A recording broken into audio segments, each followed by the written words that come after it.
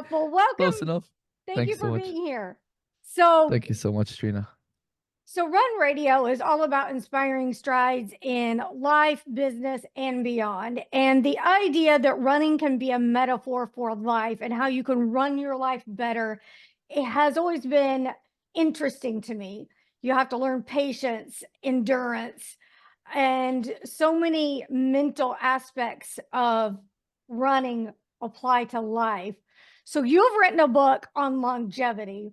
You've Yeah. written a couple of books. Tell me about your interest in these topics, how you've done your research, and why you were drawn to them.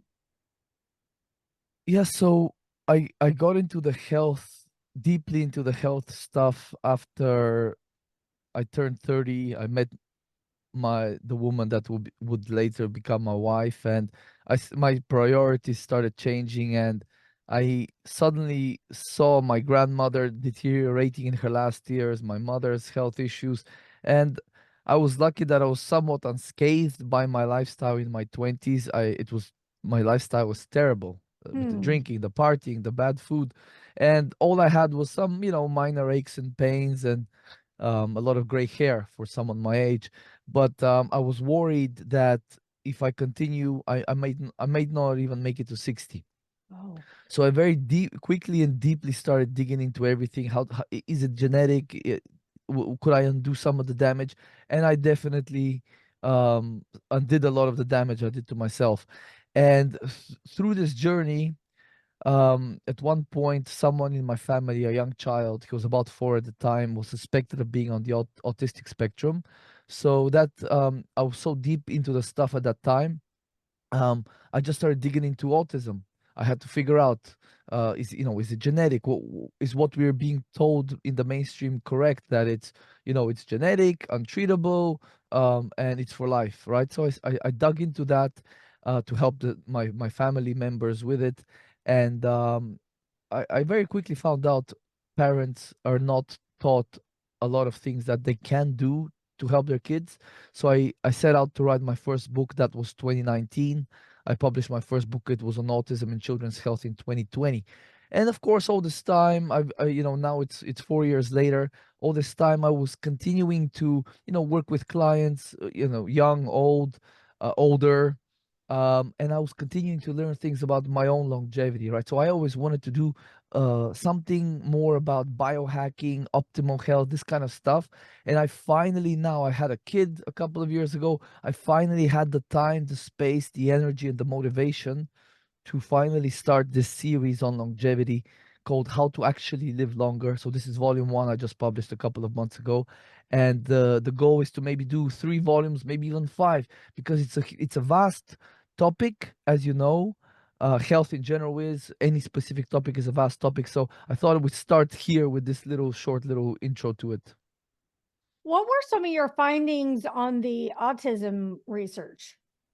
I think the most pressing, the most the area of most impact that parents can have on their child is to figure out what if and what gut dysfunction their child has. It seems like it's almost invariable, at least the clients, the families I've worked with, it's invariable that the child has some type of gut dysfunction. So the thing with gut dysfunction is if the gut is dysregulated in some way, the immune system sooner or later becomes dysregulated, because a lot of the immune system cells, some 70%, are in kind of the around the gut.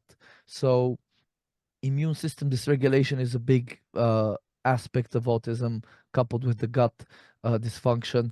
There's an element of um, either increased levels of toxicity from chemicals and metals, or an inability to detoxify them well, right? Or a combination of both. And that seems to also be correlated with autism, quote unquote, severity. I know it's not a nice term to use, but so there's a lot of things that have been associated with the severity of the autism in research. Like I said, gut and immune dysregulation, toxins, antioxidant deficiencies, and a number of other things. So I think what I really found, and what most parents still are not being told, is that there's a lot of underlying health challenges that we we do have the tools to help the children with.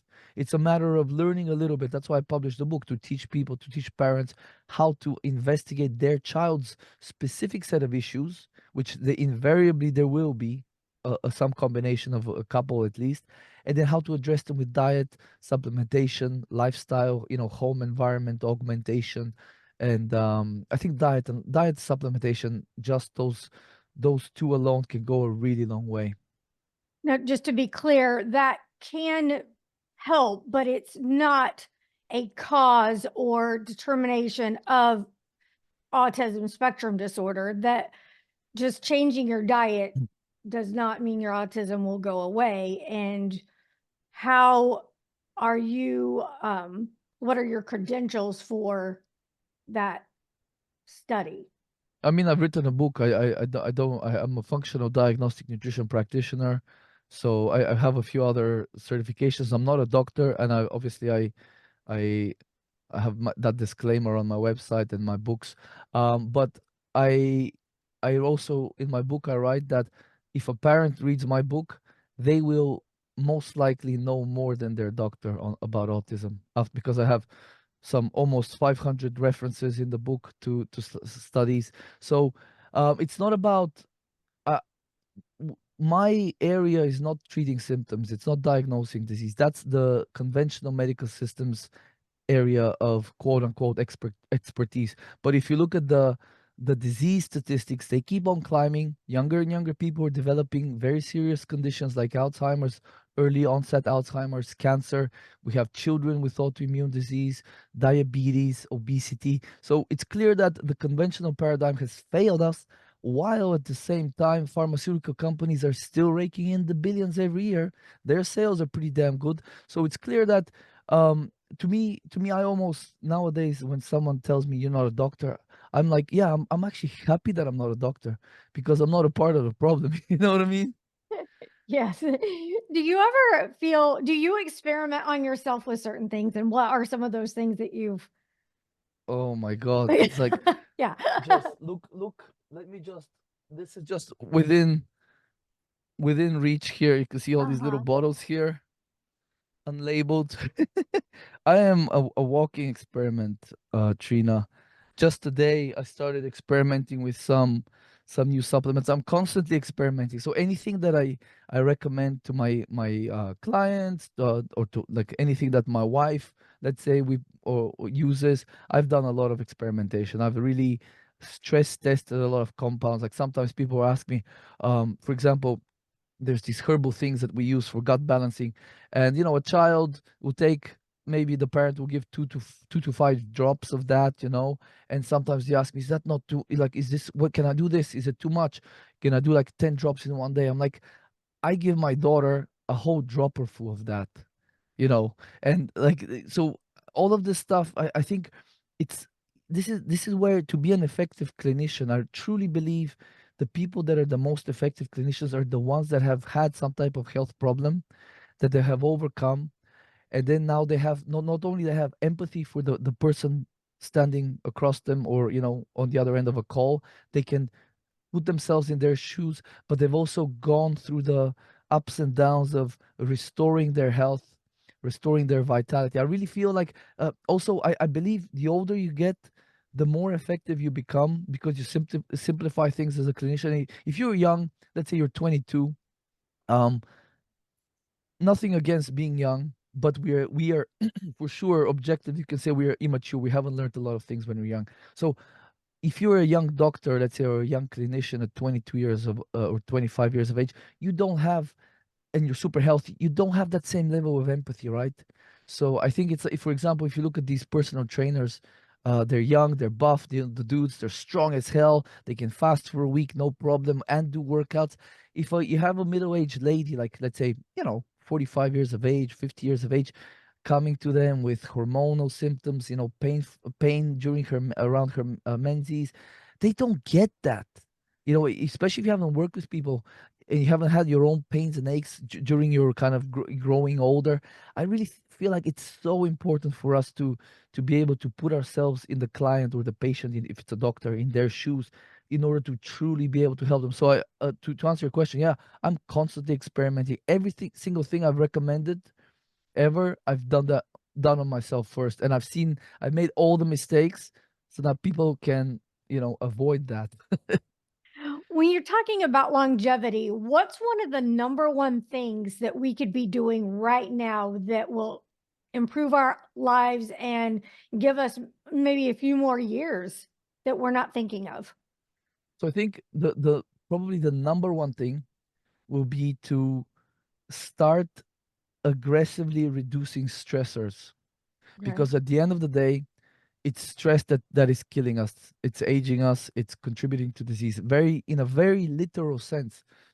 I know it's almost sort of we're numb to statements like stress is a killer and so on. But when you actually look at the biochemistry, what happens physiologically in the body when you're under stress, you can see that cortisol rises, adrenaline rises, stress hormones rise, and they are destructive. Cortisol is destructive. It stimulates lean tissue to be broken down. That includes muscle, but also bones and joints and skin and even organs and parts of the brain. So it's a destructive hormone. So if you're chronically stressed, it means your stress hormones are chronically elevated. So starting to figure out, I have a lot of strategies in the book on how to reduce stress, how to ameliorate it, but I cannot come to you individually to every person and tell you, oh, you need to break off that relationship, it's toxic, you need to work less, that's killing you. So people have to really take stock of what are you hustling and bustling for. Is it truly, if it's, let's say, like for me, I was always like, I never liked working for a company where they suck the life out of you, and at the end of the day, you get a paycheck, a bonus, maybe you get a watch when you retire or whatever, or a little trophy, participation trophy for making that company millions while they suck the life out of you, and you retire with your health sort of in a very precarious state. So I really think we have to take stock what's important to focus on. Is it really the hustle? Is it trying to get a better car, bigger house? Or what are the important things in life? Our family and our health, number one, I think. uh, we really have to reduce that. And to expand the discussion, there's other stressors in the body that we really have to think about. Now, this gets more technical, more kind of biochemical, but I think the most important thing, probably diet wise, nutrition wise, is people have to really start to reduce to a minimum their consumption of polyunsaturated fats, right? So Mhm. all the seed oils, they're very high in polyunsaturated fats. Chicken fat and pork fat is high in polyunsaturated fat because the chickens and the pigs eat a lot of grain. Nuts and seeds are very high in polyunsaturated fat because that's where we get the seed oils from. So I think if you can reduce your consumption of these, you are going to reduce a lot of stress in the body in terms of your inflammation will likely lower. Your inflammatory potential will be lower because these omega-6s are precursors to inflammatory molecules in the body. And your oxidative stress, which is a big factor of aging and disease, will also be lower because less of these omega-6s being in your body means less of them getting damaged and less of them causing damage, which causes oxidative stress. So that's probably the number one thing I would start focusing on today. There's so much constantly coming out about processed food, how Mm. much processed food damages the body. What's your take on all of that? Oh, I mean, like the only processed food. So we have levels of processing. You have this term ultra processed. I think that has to completely be out of the diet as much as possible.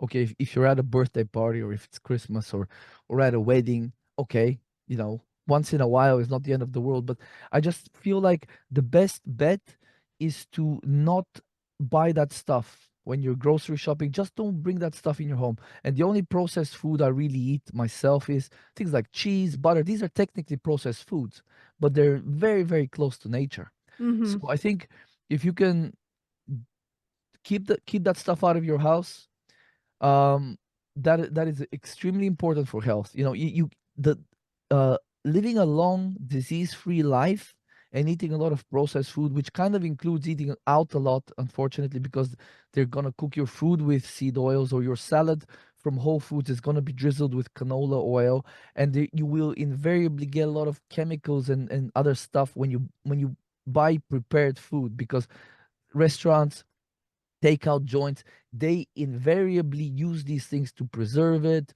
to enhance the flavor, and they're usually buying the cheapest ingredients that they can get from the cash and carry. So I think eating at home, cooking your own meals as much as possible, and buying single ingredient foods is absolutely imperative if your goal is a long life without disease. If you want to enjoy life and food is your way of enjoying life, you just have to understand that the trade-off is probably you're going to develop, you would degenerate and sort of decay faster because of all these chemicals.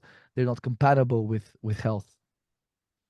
Health definitely has its place in the kitchen. The kitchen is going to result in a healthier body so you can have a better fitness life. What is your take on figuring out your fitness level and how that goes into a healthy lifestyle with longevity? Yeah, so I think I think the younger generation right now, so folks, I guess under 35, I think they're kind of being a little bit brainwashed with in terms of how important working out is for health. The fact is that we are very sedentary as a society, and being sedentary is not good for health in any way, shape, or form. And back in the day, even like two generations ago, my grandparents, they would be working all day in the garden and so on. So I think when it comes to exercise or movement, let's call it movement, we just have to figure out how can we um not mimic, but how can we emulate what a human would do in nature. What would a human do in nature? So I think we would walk a lot. So I think walking is great. You can walk fast, you can walk slow, as long as you're moving, because you're exchanging. So ideally you'll be outside, not on a treadmill, of course. So you'll be outside, so you'll be in the daylight, which is emulating humans in nature. This is something that a nutrient that we're severely lacking nowadays. So walking outside, ideally in areas that are not polluted, so you're getting fresh air. So you're hearing the birds sing. You're seeing, your eyes are being kind of massaged by nature, which is very amorphous, so there's no kind of right angles and sharp edges. So there's a lot of benefits there for psychologically as well, not just for your health. But just with gentle walking, you're stimulating blood flow, you're stimulating kind of waste to lymph to move around the body. So you're doing a lot there. So I think just walking alone can be very, especially for someone who's sedentary, is a great idea. I don't really think if someone is not eating well, if they're sedentary, I don't think putting them on a stringent regime of like gym 6 days a week or something like that is necessary. As you get stronger, or if you're already stronger, a little bit of you know resistance training, calisthenics. If you like to lift weights, if you like to go to the gym, that's fine. I just really don't feel it's necessary to pursue a lot of muscle or very high fitness levels, because I don't really think they're super necessary for longevity, right? Because if you look at someone that has extreme endurance, like an ultra runner or a marathon runner, if you Hmm. look at someone that's extremely muscular, like a bodybuilder, if you look at someone that is extremely lean, also like a bodybuilder, um, or someone that's extremely strong, if they're not like that naturally, the way they get to those states is by putting their body through a lot of stress. And like I said earlier, stress is killing us, stress is shortening our lives. So if you're already strong, if you're already fit, if you're already lean, if you're already very muscular, that's okay. I don't think that's gonna shorten your life. But if it takes you like 6 hours of gym every week, and you lose that very quickly after, so if you have to put a lot of effort to maintain it, I don't think that level of strain is necessary. And I don't even think it will be possible for most people to maintain that level of sort of strain on their body after the age of maybe, I guess, 30, 40, 45, 50. The body at some point just gives up. So I think move as much as you can, but don't strain yourself. Like for just a quick example, I have a pull up set up. I have kettlebells. I have all sorts of things. I'll do like two pull ups, and then an hour later I might do another two pull ups, and I have a kettlebell. I'll do some stuff. I'll do some push ups. I'll do the ab wheel. I might, instead of walking up the stairs, I might run up the stairs. It's little bouts of tiny mini workouts, right? A minute or less sometimes, or 10 minutes tops, 15 minutes tops, that I intersperse throughout my day, throughout my week, instead of putting my body through all this kind of, you know, especially running. I really feel like it's a lot of stress for a relatively little gain long term. I do agree that you can still have a lot of functional fitness by doing non-impact functional, like making sure you're doing calisthenics so you can bend Yeah. over and tie your shoes or pick up a box, and walking is wonderful. But for like someone like me that is a distance runner and loves that, isn't that the benefit though of what we're training? We're training our bodies to handle that stress and have an endurance, way to improve. I think so. How long have you been running? I've been running since my 20s. Right. So I think after a while, you get used to it, right? So for me, it's more, again, it's again the culture of constantly pushing your limits. So I had one friend, he's doing deadlifts 400 pounds, and he's like, I want to get to 430. I'm like, stop, stop, stop, stop, stop. Why? Yeah. Why do you have to get it? So if you're doing, let's say, a 5K run in 17 minutes, right? That's pretty elitish level, right? I Yeah. had one friend, it was a former boxer, amateur boxer, but he would do that, you know?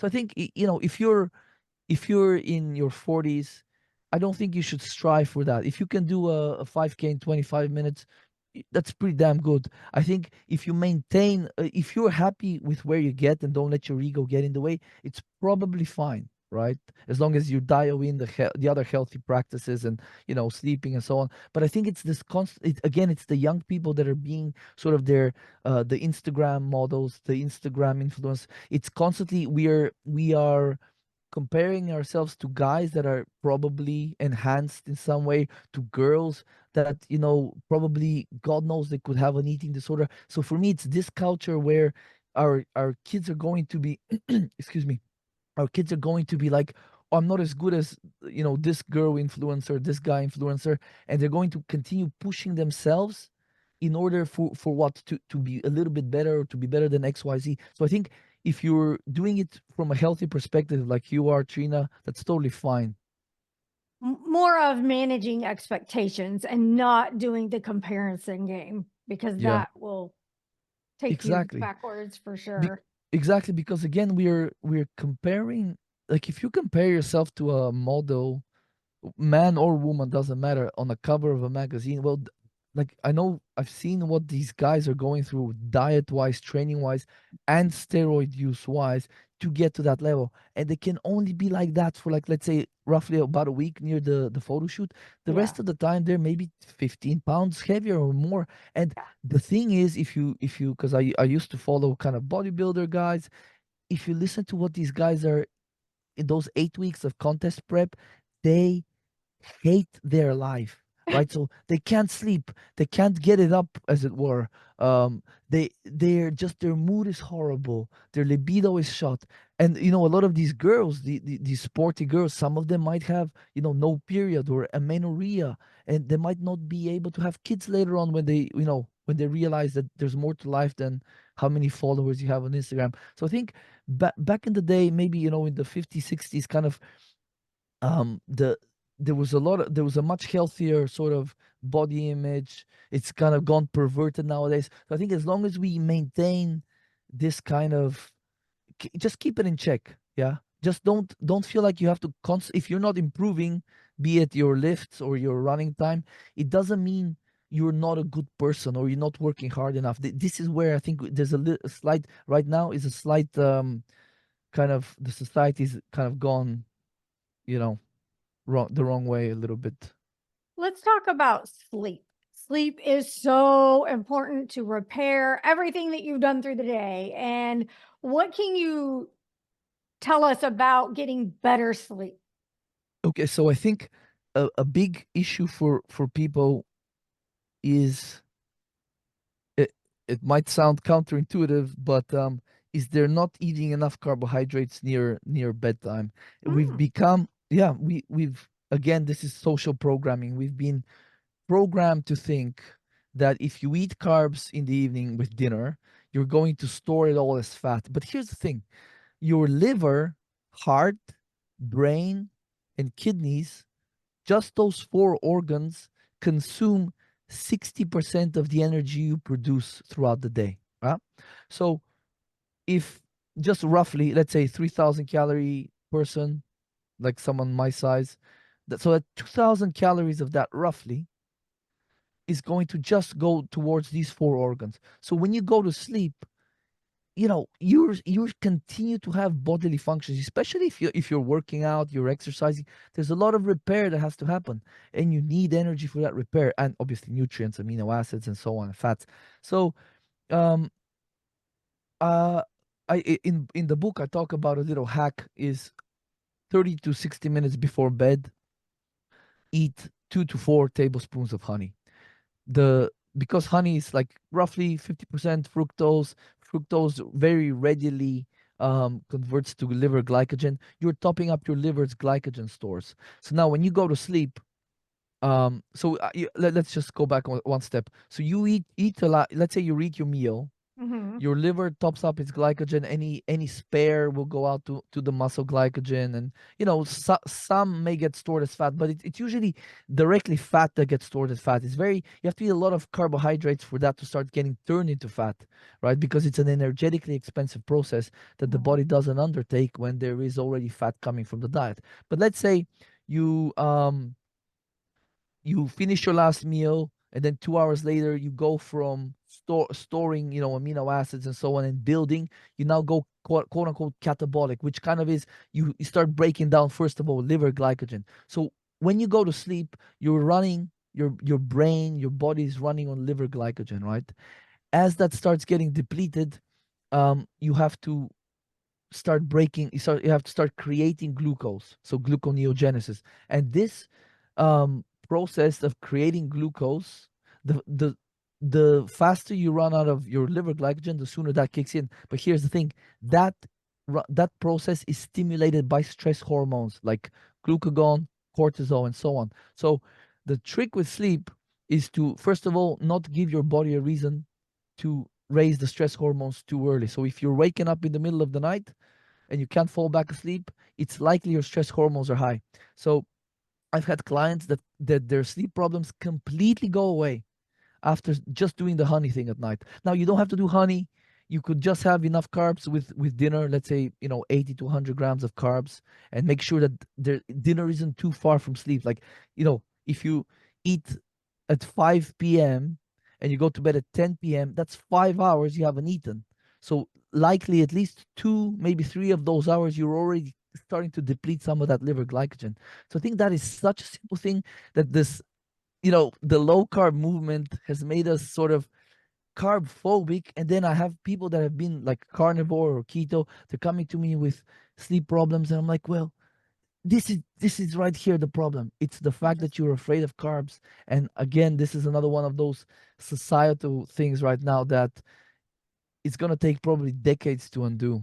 Well, and you've heard too, the big thing with the periodic fasting has gotten to be popular, and to stop eating so many hours before you go to bed, which brings me to something else that I think is very important, is that everybody's different. And I don't think that there is one size fits all. Mhm. I feel like that's important because I think that maybe some of that stuff did work for someone, and then they shared it and it got taken to a different level. And then so people think that everything is cookie cutter.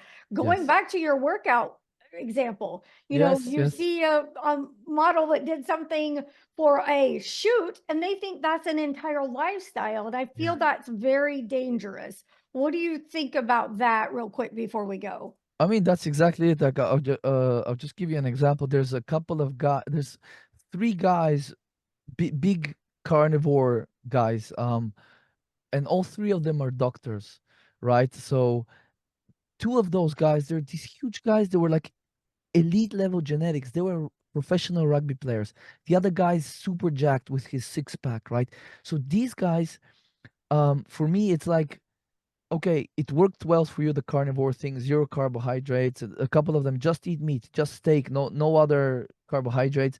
And I'm thinking to myself, that is terrible to use yourself. You're an elite level, you're a monster of a man. Like most guys would, cut off their right hand to be like you, right? So these guys are, and I like these guys, they're very nice guys, all of them. But this is where we are kind of like what I said earlier, you have to have had some health issues in life. Not that you have had to have, but it's good if you've had your own health struggles. You've grown as a human, as a practitioner. Then you can say, if imagine like a 45-year-old woman coming to me and me telling her, oh, just eat 2 pounds of steak a day, you'll be Yeah. totally fine, you create all the glucose you need. But that's again going back, you are using stress hormones to create that glucose. So I really think um we have to, you're exactly right, everyone is super individual, and women are tend to be much more sensitive to hormonal changes caused by stress hormones, because of course the monthly cycle and other factors. So we have to have a bio individualized approach.